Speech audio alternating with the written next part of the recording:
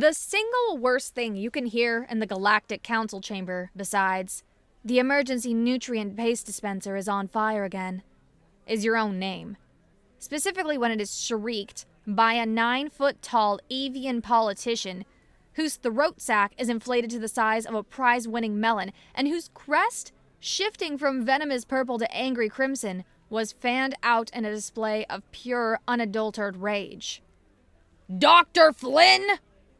I flinched, my own small, amphibious body seeming to shrink under the weight of that sound. My webbed fingers, a dead giveaway for Glimmerfin anxiety, began to flutter uncontrollably at my sides. High Counselor Gorthak of the Pompadouri, head of the Annihilation and Enforcement Committee, and a being whose entire career was built on loud, dramatic certainty, was pointing a single, accusatory talon at the main holographic display. On it, a small blue and green planet, newly discovered in an uninteresting spiral arm, was blinking ominously an angry red. "Explain this obscenity!"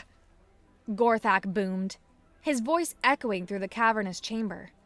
I cleared my throat, the sound a pathetic little squeak in the wake of his bellow. "High Counselor, as my preliminary report stated, the designation is merely the native name for the third planet in the Sol system. It's a phonetic coincidence, I assure you." Gorthak's crest feathers ruffled, a sign of escalating fury. "A coincidence? They named their world Terra." He spat the word as if it were poison. It hung in the air, sizzling with perceived malice. The threat assessment phonetics filter, a paranoid piece of software I'd been trying to get decommissioned for years, had dutifully flagged the sound-alike word from our most sacred texts. Terra? Terror. To the Council's cheap, overzealous software, they were one and the same. "A declaration of war!" Gorthak bellowed, his throat sac vibrating with righteous indignation. "A promise of what they intend to visit upon the entire galaxy. That name is a declaration of their intent." There it was, the exact sequence of panicked logic I had dreaded. A junior archivist flags a phonetic match, the report gets kicked up the chain, and by the time it reaches Gorthak, a new species has gone from potentially interesting to genocidal maniacs preparing to grind our bones into dust. Gorthak puffed up his chest, drew in a mighty breath, and unleashed his signature cry, a phrase so ingrained in the Council's political theater it had lost all meaning and become pure sound and fury. "SPQR!" The cry echoed, filled with millennia of assumed gravitas. It was supposed to mean, "for the glory of the Founders," or something equally noble. To me, it just sounded like someone trying to clear their throat of a stubborn fishbone. "High Counselor," I tried again, stepping forward onto the designated respondent's disc. "The probability of a true semantic link is astronomically low. The word might likely mean something in their native tongue that's benign, perhaps blue-green sphere, or mostly harmless." Gorthak sneered, a terrifying expression on a beak designed for cracking open hard-shelled mollusks. "Benign? Dr. Flynn, your naivete is a liability. The Founders' words are never a coincidence. The sacred concordance is clear. A threat that names itself must be met with overwhelming conviction." He was quoting legal precedent derived from a text no one fully understood.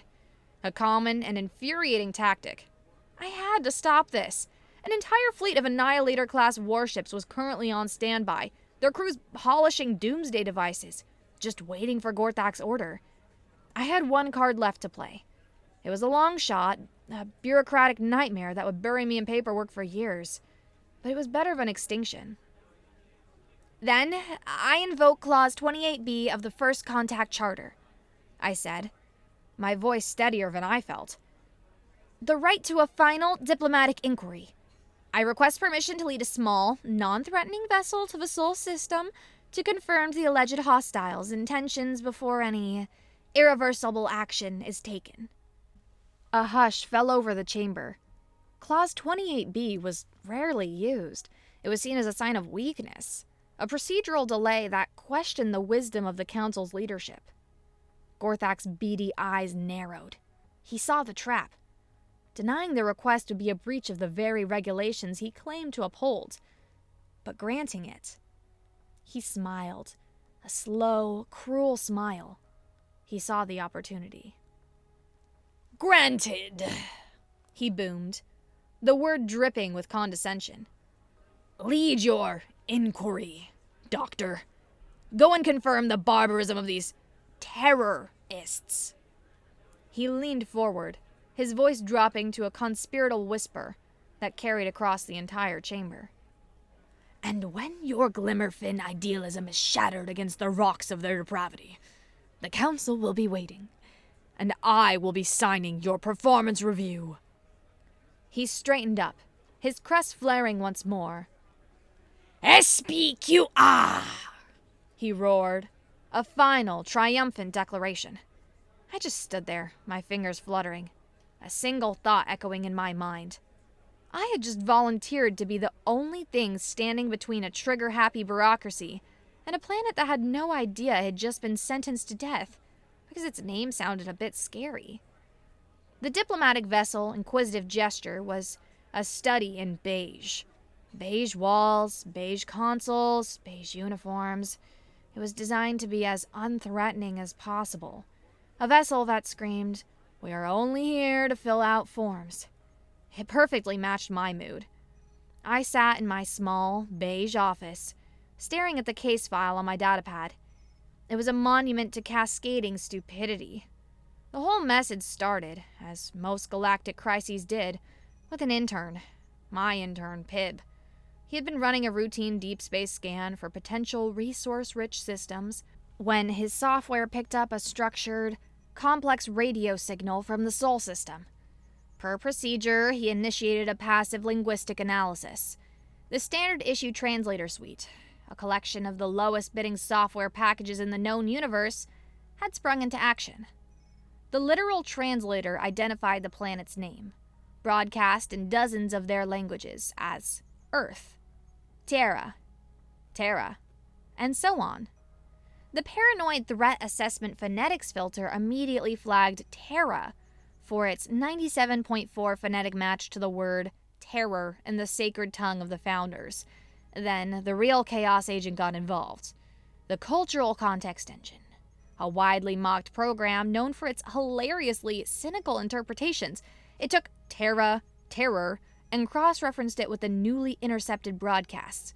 The result was a report that painted humanity as a species of bloodthirsty monsters who named their planet after their favorite pastime. I had spent 3 years trying to get the cultural context engine uninstalled from all official vessels. My petition was currently number 4812 in the queue for the subcommittee on approved software revisions. A polite chime announced an incoming priority message. Gorthak's face appeared on my screen, his feathers impeccably preened. He was in his office, a scale model of an Annihilator-class warship prominently displayed behind him. "Flynn!" His voice boomed from the small speaker. "Status update!" "Hi, Counselor," I said, trying to keep my fingers from drumming on the desk. "We have just entered the vessel's acceleration phase. We're on schedule to reach the target system in 3 jumps." "Excellent. I trust you are preparing yourself for the inevitable disappointment." "I am preparing for a thorough and objective inquiry, High Counselor." "Of course you are," Gorthak sneered. "Just remember, the Annihilation Fleet is a very swift and very expensive instrument. It gets restless when it's not being used. Do not fail. Your performance review is pending." The screen went blank. I slumped back in my chair, the beige seeming to close in around me. My career hung in the balance, secondary to the fate of an entire species. A species I was about to accuse of cosmic terrorism based on the inner office equivalent of a typo. I just don't understand, Doctor." I looked up from my analysis of a human broadcast, apparently a religious service dedicated to the deification of processed meats called a barbecue, to see my intern, Pib, wringing his webbed hands. He was hovering by the briefing room's holographic projector, which was currently displaying a paused image of two colossal wheeled machines crushing smaller, brightly colored vehicles. "What don't you understand, Pib?" "This ritual, sir. The report from the context engine calls it ritualistic vehicular combat for dominance display. But the audio logs are confusing. The assembled crowd cheers for both the victor and the vanquished. And the high priest keeps shouting, 'Sunday! Sunday! Sunday!' Is that the name of their war god?" "Log it as inconclusive religious fervor. And move on, Pib." I sighed. "We need to focus on what matters. Have you finished the preliminary contact paperwork?" Pib's large, dark eyes widened in terror. He gestured to a datapad on the table that was radiating an aura of pure, bureaucratic malevolence. I'm trying, Doctor. I really am. But it's Form 34C. Of course. The first contact packet, Form 34C. Initial assessment of potentially belligerent species. It was a form so convoluted, so filled with contradictory clauses and absurd hypotheticals, that most xenolinguists believed it was designed to make you give up and recommend planetary annihilation out of sheer frustration. "What's the problem?" I asked, steeling myself. It's question 23, subsection C, he stammered. It asks, does the new species homeworld name contain any known existential threats, blasphemous concepts, or crude anatomical references? Check all that apply. He pointed a trembling finger at the first checkbox. I don't know what to do. If I check existential threats based on the phonetic match, it automatically files a copy of this form with the Annihilation Committee. If I don't check it, and they are hostile, I could be tried for dereliction of duty under the Gorthak Act of Procedural Zeal. I felt a pang of sympathy for the terrified young Glimmerfin. He was trapped in the same bureaucratic labyrinth I was. "Leave it blank for now, Pib. We'll answer it after we've actually spoken to them." Pib looked immensely relieved. "Oh, thank you, Doctor. Thank you." He went back to his datapad, his brow furrowed in concentration. A moment later, he looked up again. "Doctor? What's a weasel?" "What?" "The context engine reports on their political systems. It keeps flagging the term weasel words as a possible reference to a totem animal used in ritualistic deception?" I put my head in my hands. "Pib," I said slowly, "for the remainder of this mission, I want you to treat every report from the cultural context engine as if it were a drunken space hauler telling you a story in a disreputable Strappert bar." "So entertainingly false?" "Exactly." We arrived at the edge of the Sol system cloaked and cautious, running passive scans. Their spacefaring technology was laughable. They had a few dozen satellites, a single space station orbiting their planet, and a handful of probes drifting aimlessly through the expanse. It was the technological equivalent of a mud hut next to a citadel. Following procedure, I sent the standard automated "Greetings from the Galactic Council" message on a broad, open frequency. The message was designed to be universally understood. Using mathematical constants and basic atomic structures, the expected response was a confused silence, followed by decades of frantic study on their part. Instead, we got a reply in under 20 minutes. A new vessel appeared on our scopes, moving to intercept us from a trajectory near the fourth planet. It was small, asymmetrical, and our sensors indicated its hull was dented. The name painted on its side, in one of their alphabetic scripts, was translated by the literal engine as the Big Dipper. They're hailing us, Doctor, the communications officer said, her antennae twitching nervously. On screen, I ordered, my heart throbbing against my ribs. This was it. First contact. The moment we would meet the terrifying architects of terror. The face that appeared on the main view screen was startlingly pink and fleshy. It was framed by a thatch of white hair and adorned with transparent lenses perched on its nose. The creature was wearing a thick, knitted garment of a depressingly drab brown color. It smiled, revealing a neat row of blunt, white teeth.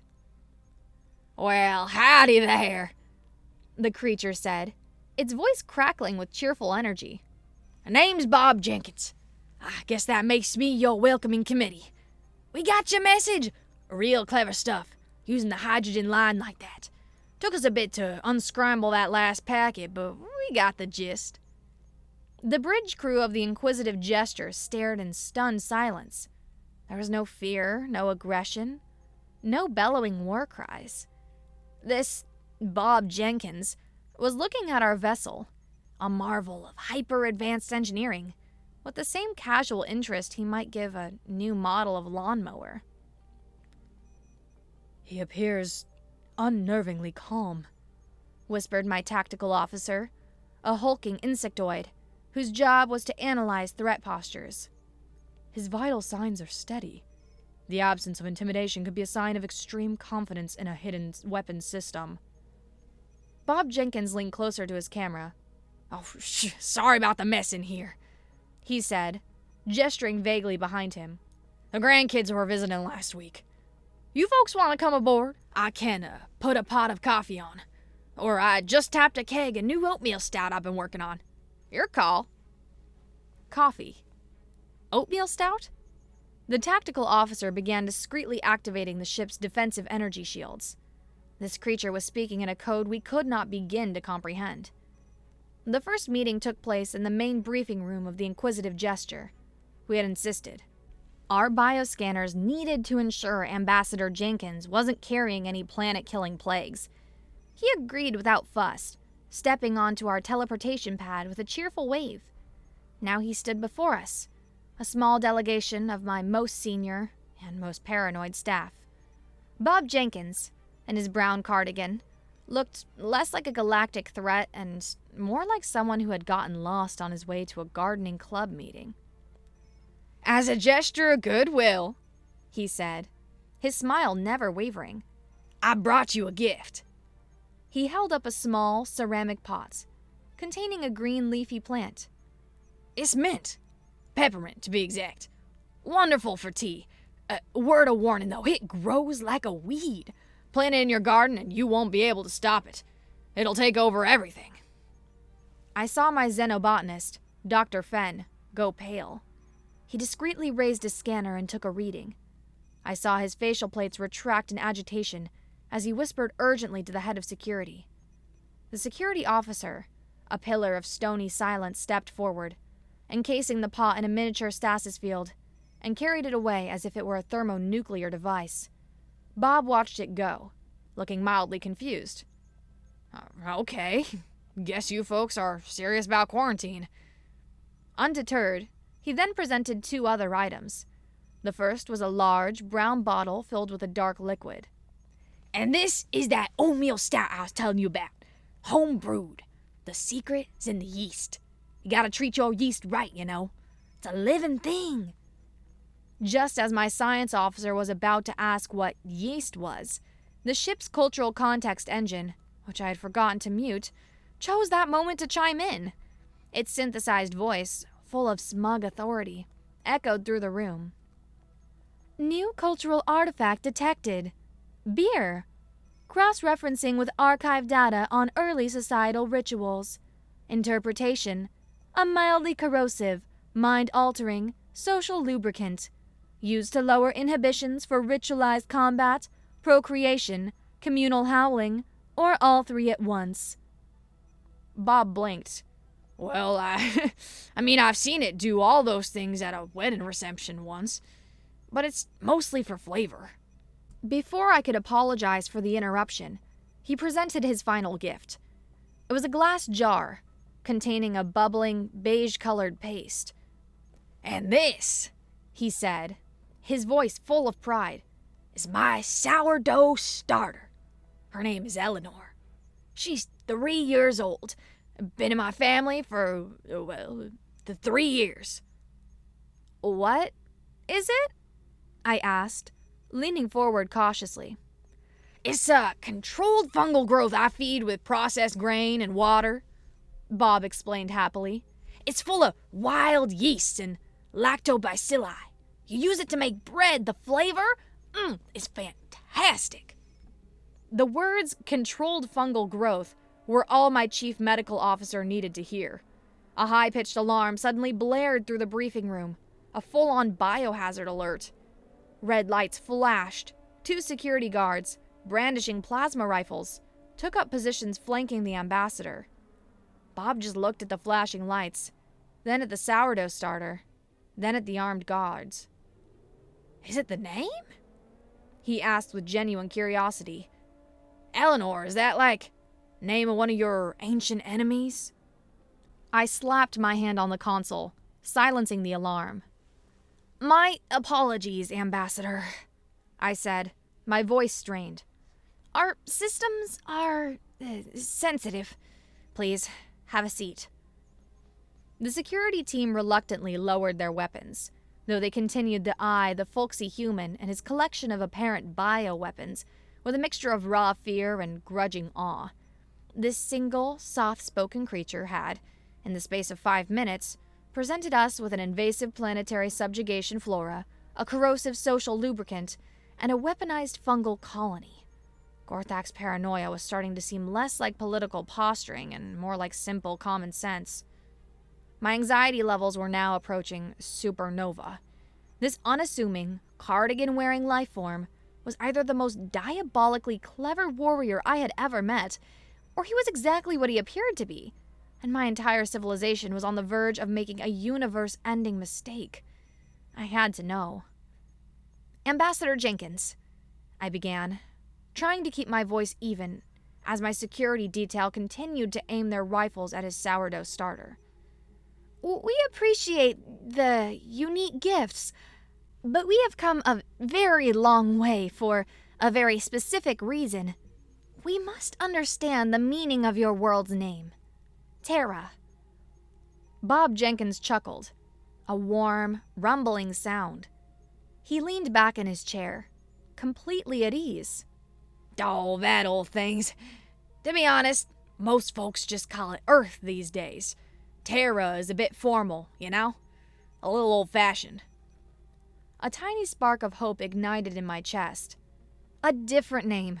A formal name, perhaps one only used in ancient, forgotten contexts. This was good. This was something I could work with. "Earth," I repeated. "And what is the meaning of Earth?" "Well, it's an old Germanic word," Bob said thoughtfully. "Basically means the same thing. The ground beneath our feet. The soil. The land." My hope flickered. It was the same concept. Still, Earth didn't trigger any phonetic alarms. I could spin this. I could frame Terra as an archaic term no longer in use. "And this older name, Terra," I pressed, needing to close the loop. "Its meaning? Does it have any other connotations? Any historical significance?" I held my breath. The entire fate of his world hung on his answer. Bob Jenkins leaned back in his chair, a fond, nostalgic look on his face. "Sure does. Comes from an old language. One of our first global tongues, really. Latin. A lot of our scientific and legal terms come from it." He smiled. "As for the meaning, as simple as it gets. Terra just means ground. You know, dirt." Dirt. The name of their planet was Dirt. My hope surged. This was perfect. Benign, mundane, utterly non-threatening. I could take this back to the council. I could show them how ridiculous they were being. I was already composing the triumphant opening line of my report. And then the universe decided to laugh at me. A blaring, deafening alarm suddenly filled the room, 10 times louder than the biohazard alert. It was the klaxon of the threat assessment phonetics filter, the program at the heart of this whole nightmare. It had been silently monitoring the conversation, and Bob's simple explanation had just provided the final piece of confirmation it needed. A cold, robotic voice overrode the ship's internal address system, devoid of all emotion, but radiating pure, algorithmic certainty. Alert! Direct confirmation from native source. The word Terra has been logged. Cross-referencing phonetic profile with Sacred Concordance database. Match found. Keyword, terror. Probability of hostile intent, 97.4. Confirmed threat designation logged. Report automatically forwarded to Annihilation and Enforcement Committee. My blood ran cold. Before the robotic voice had even finished its declaration of doom, my personal datapad pinged with an incoming message. It was from Gorthak. The message contained only a single image, a high-resolution scan of the original document that had started this whole fiasco. The word Terra was circled in red. Below it, Gorthak had typed a single, furious line in all capital letters. Dirt? They mock us. They name their world after what they will grind our civilization into. Proceed with extreme prejudice. The fleet is en route. I looked from the message on my datapad to the bewildered face of Bob Jenkins, who was looking around at the flashing lights with an expression of pleasant confusion. Is that another drill? He asked. You guys run a tight ship, I'll give you that. I stumbled back to my quarters, the beige walls seeming to mock my utter failure. The Annihilation fleet was on its way. I had not only failed to defuse the situation, I had actively confirmed the Council's worst fears. I was going to be remembered as the Glimmerfin who handed humanity its death warrant. The door chimed and slid open. Pib rushed in, his webbed fingers fluttering so fast they were a blur. He was clutching his datapad like a holy relic. Doctor, I found it! I think I found it! He squeaked, his voice a mix of terror and exhilaration. Found what, Pib? I mumbled, staring at the bulkhead. A loophole in the law of physics? A way to teleport an entire planet to another dimension? 'Cause short of that, we are doomed. No, sir! Something better! Paperwork! He said, his eyes wide with all the thrill of a breakthrough only career archivists could appreciate. It was Form 34C! I was obsessively triple-checking the citation requirements for question 14B. List any known precursor texts or linguistic ancestors to the subject's primary language. The ambassador mentioned Latin, so I entered it into the archival cross-referencing system. He scurried over to my desk and swiped his datapad, projecting 2 texts side by side in the air. One was a document from a human historical archive he had downloaded from their rudimentary internet. The other was a page from the holiest of holies, the Galactic Council's sacred concordance. Look, sir, Pib said, his trembling finger pointing at the human text. It's from a book called De Agricultura, on agriculture, written by a human named Cato the Elder? He read the highlighted line. Bossi agrito quepet, quam primum proteri vendito. He looked at me expectantly. I didn't need the translator. I had spent my life studying the sacred concordance. The phrase was burned into my memory. I recited the corresponding council precept from the other document, my voice hollow. The progenitors demand we cull the weak from the herd before they become a burden to the whole. The wording was identical, not similar. Identical. A cold, dawning horror washed over me, so immense and profound it felt like a physical weight. Our entire legal philosophy, the bedrock of council law for 3,000 years, the profound wisdom of the mythical founders, was farming advice. Advice on how to sell a sick ox before it died and you lost your money. Pib was scrolling frantically. There's more, sir. So much more. Precept 112, on the proper tilling of the land, is a direct quote about planting turnips. The entire third book of the Concordance, the rites of communal harmony, it's a chapter on how to make fertilizer from compost. The sacred Concordance, the divine text that guided our civilization, that Gorthak built his career on, that was about to justify the annihilation of a species, was a farmer's almanac? My mind was reeling. A farmer's almanac. But that didn't explain everything. The Concordance was also filled with tactical advice, military doctrine, and prophetic-sounding pronouncements about war and destiny. It was a bizarre, contradictory mess. I needed to talk to Bob again.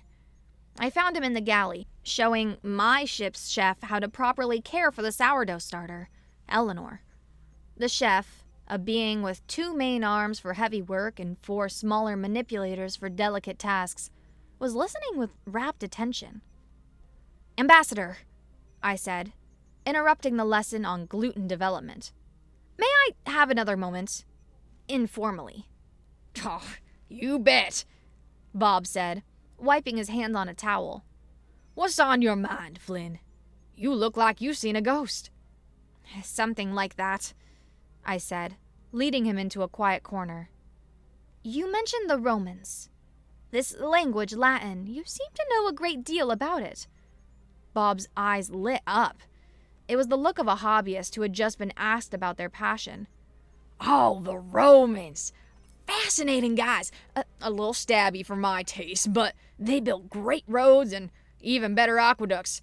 My wife got me a subscription to a history podcast for my birthday a few years back, and I got hooked. Read all the classics. Tacticus, Livy, whole gang." "And their military leaders?" I probed gently. "Were their writings preserved?" "Oh, absolutely." Bob beamed. "The big one, of course, is Julius Caesar.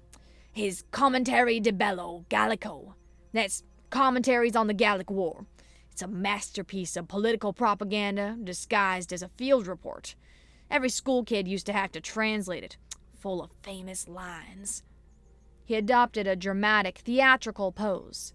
"And then there's what he said when he crossed the Rubicon River and started a civil war. A real point-of-no-return moment. He looked at his men and said, 'Alia jacta est.'" The phrase stole the air from my lungs. "Alia jacta est." It was one of the most sacred lines in the entire Concordance.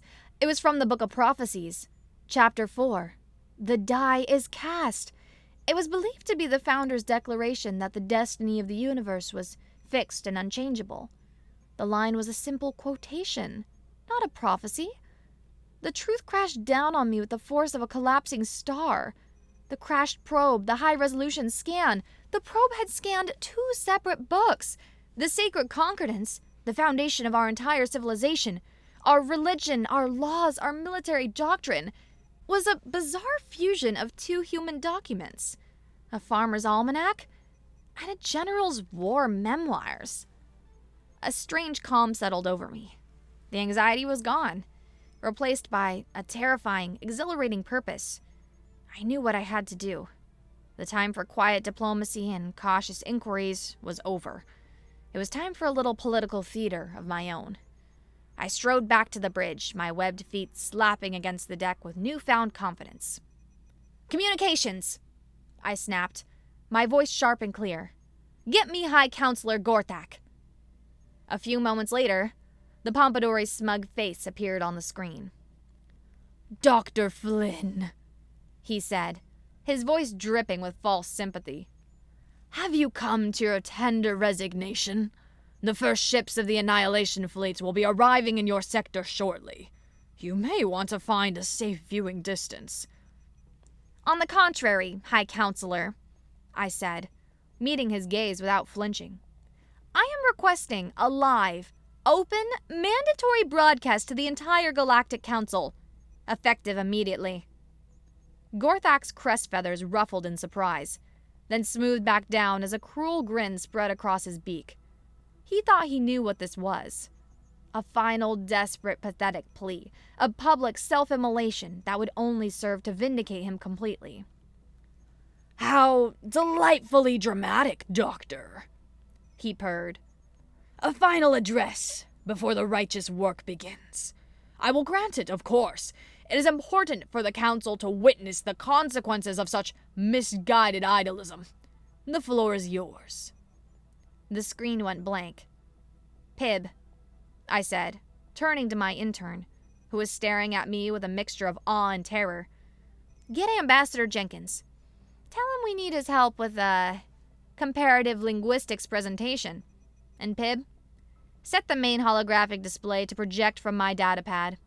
I have a few slides to show." The broadcast went live. My face, small and green, was suddenly projected into every government office, military ready room, and public plaza across dozens of worlds of the Galactic Council. Beside me, on a second, larger holographic display, was the pleasantly confused face of Ambassador Bob Jenkins, live from the galley of the Inquisitive Gesture.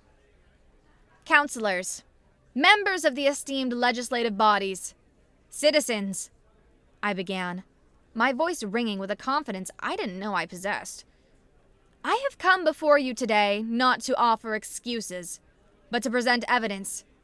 Evidence that will challenge the very foundation of our understanding of the universe, of the founders, and of our new neighbors, the humans."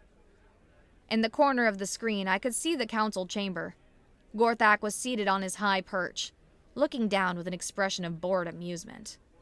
I projected my first image. It was the sacred symbol for war, a jagged, aggressive glyph, known to every child in the council. "Hi, Councilor Gorthak," I said, my voice sharp. "For the record, what is the word for this concept in the sacred tongue of the founders?" Gorthak leaned into his microphone, relishing the moment.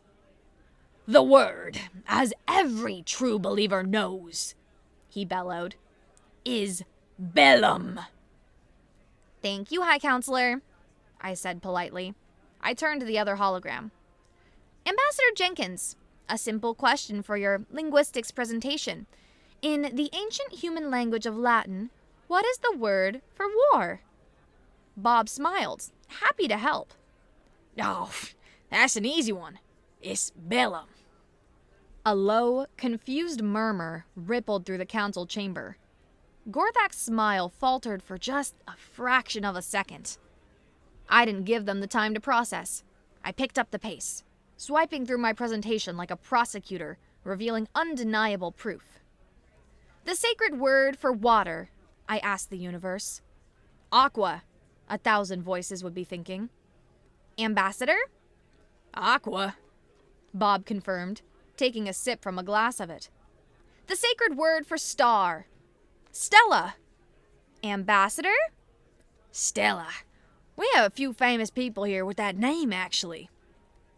"The sacred word for peace." "Pax." "Ambassador?" "Pax. Lovely word. Don't hear it enough." "Law." "Lex." "Light." "Lux." "King." "Rex." "Soldier." "Miles." "Sword." "Gladius." I rattled them off, one after another. With each matched pair, the murmur in the council chamber grew louder, escalating from confusion to disbelief, from disbelief to a dawning collective shock. The broadcast cut to shots of counselors from different species across the galaxy. A Caladan dignitary's silicate plates began to vibrate audibly. A furry Tolbaxian merchant's ears flattened against his skull. The shell of the Torvine delegation slowly, almost imperceptibly, began to retract into itself. The main camera feed kept cutting back to Gorthak. His magnificent, vibrant crest, once a proud banner of authority, was visibly wilting. The brilliant feathers drooped, losing their luster. His enormous throat sac, the very symbol of his pompadour power and bluster, was deflating with a faint, wheezing hiss, like a party balloon the day after the celebration. His entire platform, his identity, his power base, it was all dissolving, live, in front of the entire civilization he purported to lead. It was time to deliver that final, killing blow. "And now," I said, my voice dropping to a solemn, dramatic tone, "we return to the word that began this crisis." I projected the high-resolution scan of the original document, the page from the ancient Roman probe. I zoomed in on the single, fateful word, Terra. "High Counselor, you and the threat assessment filter have concluded that this word is, in fact, terror. Ambassador Jenkins, for the final question in this presentation, in Latin, what is the word for fright or great fear?" "That would be terror," Bob confirmed helpfully. "Spelled Terror. "Exactly," I said. "One letter difference. A single, almost insignificant mark." I zoomed the image further, enhancing it until the very texture of the ancient parchment was visible.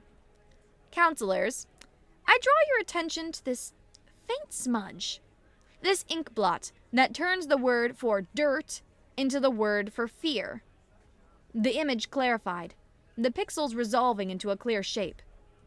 "This mark, mistaken for a letter, is an artifact of the original scan, a high-fidelity image of a fossilized terrestrial insect from the order Diptera that was squashed on the page millennia ago." A collective gasp echoed through the council chamber.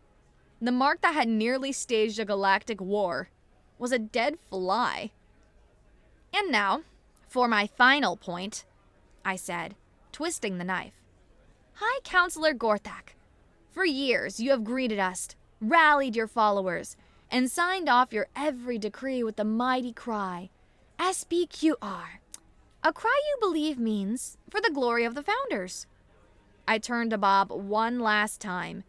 His face was a picture of dawning comprehension mixed with nerdy glee. "Ambassador Jenkins, you are a student of Roman history. What does the abbreviation SPQR stand for?" Bob beamed, practically vibrating with the joy of knowing the answer. "Oh, SPQR, that's the big one. Senatus Populusque Romanus." He translated for the bewildered galactic audience.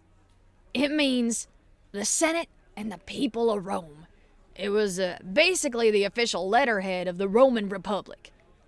The silence that followed was the most profound sound I had ever heard. Gorthak's mighty, fearsome traditional war cry was the ancient equivalent of, "Sincerely, the management." Gorthak snapped. The wheezing, deflated politician on the screen suddenly shot to his feet, his crest a pathetic, disheveled mess. "Heresy!" he shrieked, his voice a thin, reedy screech. "Lies! Deception! This is a human trick! A blasphemous attack on our most sacred..." His microphone cut out. His image flickered and was replaced by the stern, stony face of a different official. It was Fleet Admiral Taggart, the supreme commander of the Council's military forces. She looked completely unflappable, her 4 eyes each moving independently, blinking slowly. "The High Counselor appears to be experiencing technical difficulties," she stated in a clipped, no-nonsense tone. Her gaze swept across the silent council. "The Annihilation Fleet is standing down. All military action is suspended pending a full cultural and historical reassessment." She paused, her gaze finding my camera. "Dr. Flynn, your presence, and that of the human ambassador, is requested at Central Command. We have much to discuss." The broadcast ended. The bridge of the inquisitive gesture was silent for a long moment. Then, slowly, my communications officer started to clap. The tactical officer joined in. Then the navigator. Soon the entire bridge crew was applauding. Not with wild enthusiasm, but with the quiet, stunned relief of beings who had just watched their entire worldview get dismantled and then gracefully reassembled in the span of 10 minutes. In the ship's galley, the rich scent of roasting beans hung thick. Bob had insisted on brewing a pot of his special occasion coffee for a dazed and emotionally exhausted Flynn. He handed me a steaming mug. "So, let me get this straight," Bob said, sitting down opposite me and cradling his own mug. "Your entire moral philosophy, your legal system, your religion, it's all based on a general self-aggrandizing war diary and my grandpa's favorite farming advice?" I took a slow sip of the hot, bitter liquid. It was surprisingly good. "That appears to be the long and short of it, yes," I said, my voice hoarse. "Our most profound legal precept about culling the weak is actually about selling a sick ox. Our deepest prophecy about cosmic destiny is just a general being dramatic before starting a civil war."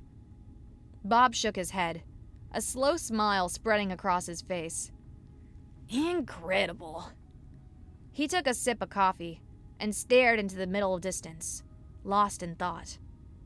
"You know," he mused, "there were always these fringe theories back on Earth. History nuts, mostly. They talked about evidence of wealthy Roman patricians experimenting with rocketry. Private ventures, nothing state-sponsored. The math never quite worked out." He looked at me, his eyes twinkling. "But imagine this. Some rich, retired general, a guy who made his fortune in the Gallic Wars, decides to go into farming in his old age. Brags about it constantly. For a vanity project, he decides to launch his two favorite books, his own memoirs and the best farming guide on the market, into space, just to prove he can." Bob chuckled. "It's the most Roman thing I can possibly imagine." I stared into my mug. The absurd, ridiculous, almost poetic logic of it all clicked perfectly into place. It was so stupid, so human, so utterly and completely plausible. A final communication from the new Provisional Council arrived. Gorthak, I was informed, had been asked to take an extended, unpaid sabbatical to a remote monastery to contemplate his relationship with the founders. A beautiful piece of corporate speak for fired and exiled. In the same message, I was informed of my new position. I was no longer junior xenolinguist Flynn. I was now head of the newly created Department of Progenitor Studies. My first official task, to lead a joint Glimmerfin human expedition to the city of Rome on Earth for a full archaeological and textual survey. In the background of the Inquisitive Gestures briefing room, Pib stared at the now completed Form 34C on his datapad. His long, terrifying ordeal with question 23C was finally over. He looked at the checkboxes one last time. Existential threats, blasphemous concepts, crude anatomical references. The name Terra posed no threat, but the revelation that their entire culture was based on a lie was certainly existential. Check. The idea that the founders were just a couple of old Romans was, to a traditionalist like Gorthak, the highest form of blasphemy. Check. Then Pib, in his infinite, obsessive diligence, had looked up the etymology of gladius, the sacred word for sword. He discovered it was also a common slang term for a certain part of the male human anatomy. He smirked, and with a flourish of profound satisfaction, checked the third box as well. He hit submit. A wave of immense, cathartic relief washed over him. His ordeal was over. Bob clapped me on the back, jarring me from my reverie. "Well, looks like you've got a big new job, Flynn. Congratulations." He winked. "Don't worry about the trip to Rome. First tour's on me. You ever tried biscotti? It's an old Roman invention. Hard as rock, but it's the perfect thing to dunk your coffee in during a complete societal collapse."